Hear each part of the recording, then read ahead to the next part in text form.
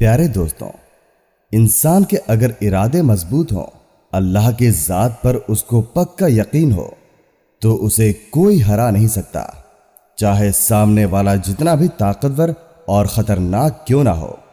آج سنانے جا رہا ہوں آپ کو ایک حیران کن اور سبق آموز قصہ۔ اللہ کے وہ نیک بندے جو فقیر کہلاتے ہیں، ان کا ایک ایسا قصہ آپ کو سنا رہے ہیں کہ کیسے انہوں نے چیتے سے جنگ کی اور وہ چیتا آپ کے غلاموں میں سے ایک غلام بن گیا، آپ کا مرید بن گیا۔ نماز کی حالت میں جب چیتا آ گیا تو آپ نے کیا کیا؟ پیارے دوستوں، ہرات میں کافروں کا ایک گاؤں تھا جہاں پر تمام لوگ غیر مسلم تھے، اللہ کی وحدانیت کو پہچانتے نہیں تھے، پر اللہ جب کسی پر اپنی کرم نوازی کرنے والا ہوتا ہے تو وہاں پر اپنے نیک بندوں کو بھیج دیتا ہے۔ یہی ہوا جب ایک فقیر بابا کا گزر اس گاؤں سے ہوا تو فقیر بابا اس گاؤں میں داخل ہو گئے۔ وہ لوگ بہت گھمنڈی اور لالچی تھے۔ جب بوڑھے فقیر بابا کو انہوں نے دیکھا تو مذاق اڑانے لگے، یہاں تک کہ ان کے بچے بھی فقیر بابا کا مذاق اڑانے لگے۔ بوڑھے بابا نے برداشت کیا کیونکہ ان کو لوگوں پر بہت رحم آ رہا تھا کہ یہ کس جاہلیت کے اندھیرے میں ڈوبے ہوئے ہیں۔ بوڑھے بابا نے ان کے گاؤں میں ایک جگہ پر ڈیرا جما لیا۔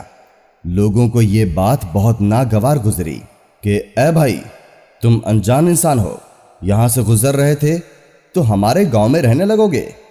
آپ نے کچھ نہیں کہا اور خاموشی سے اس جگہ پر رہنے لگے۔ وہ لوگ آپ کا خیال رکھتے ہی نہیں تھے، روکھی سوکھی آپ کھاتے تھے، لیکن دن رات اللہ کی عبادت میں مصروف رہتے تھے۔ اس گاؤں کے لوگ کسی بت کی پوجا کیا کرتے تھے، اس کو اپنا سب کچھ مانتے تھے، اس کو خدا کہتے تھے، اس کی عبادت کرتے تھے، دن رات اس کے آگے سر جھکاتے تھے، اسی سے مدد مانگتے تھے۔ فقیر بابا کو جب وہ لوگ عبادت کرتے ہوئے دیکھتے، اتنے طویل سجدوں میں دیکھتے تو حیران ہوتے اور پوچھتے، تم کس کی عبادت کر رہے ہو؟ تم کس کے آگے سر جھکا رہے ہو اور کس سے مدد مانگ رہے ہو؟ تو فقیر بابا ان سے کہتے تھے کہ میں ایک اللہ کی عبادت کرتا ہوں جو اس تمام کائنات کا خالق و مالک ہے، جس نے مجھے بھی بنایا ہے اور تم لوگوں کو بھی بنایا ہے۔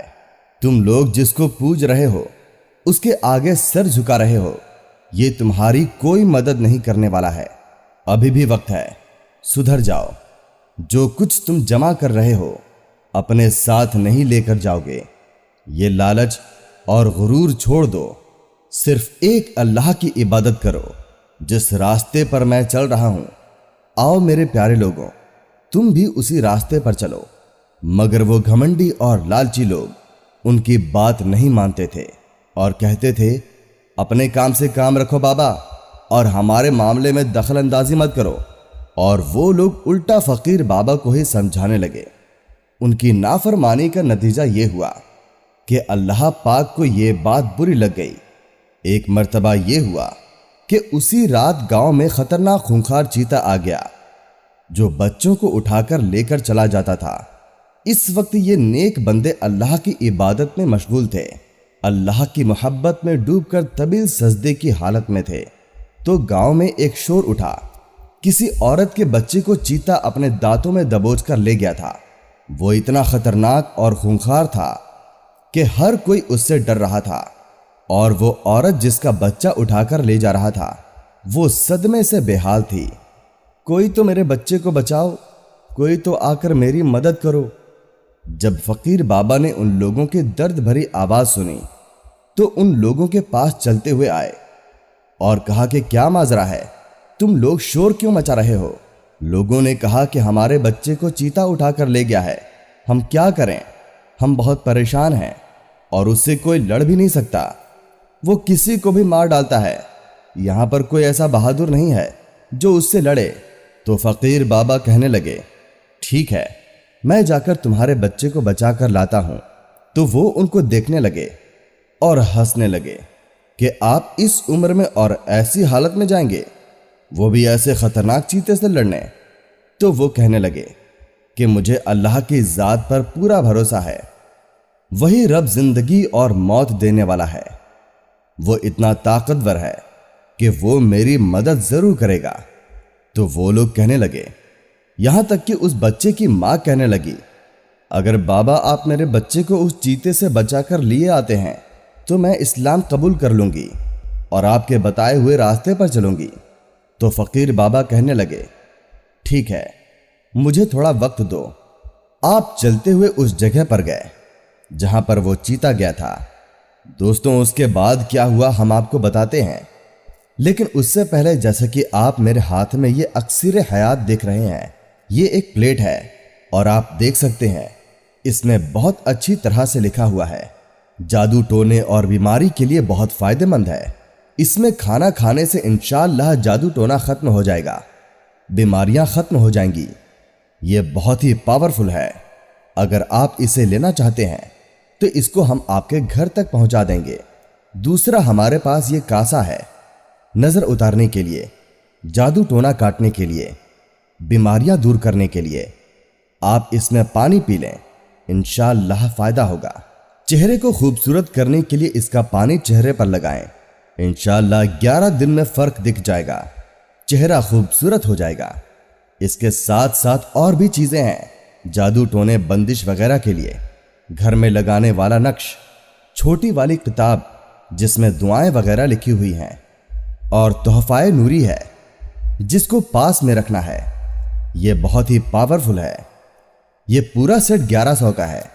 अगर आपको लेना है तो इसको आपके घर तक पहुंचा दिया जाएगा। ये पैसे आपको उसी वक्त देने होंगे जब आपका सामान आपके घर तक पहुंच जाएगा।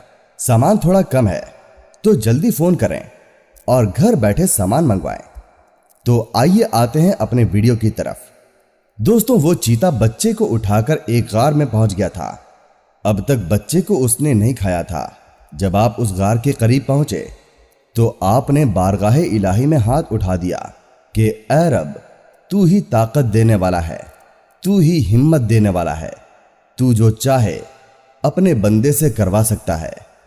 इस वक्त इस खूंखार चीते के दिल में तू हैबत डाल दे और हमारी मोहब्बत डाल दे। और यही हुआ, अल्लाह ने दुआ कबूल की। वो चीता उस बच्चे को छोड़कर आपकी तरफ लपका।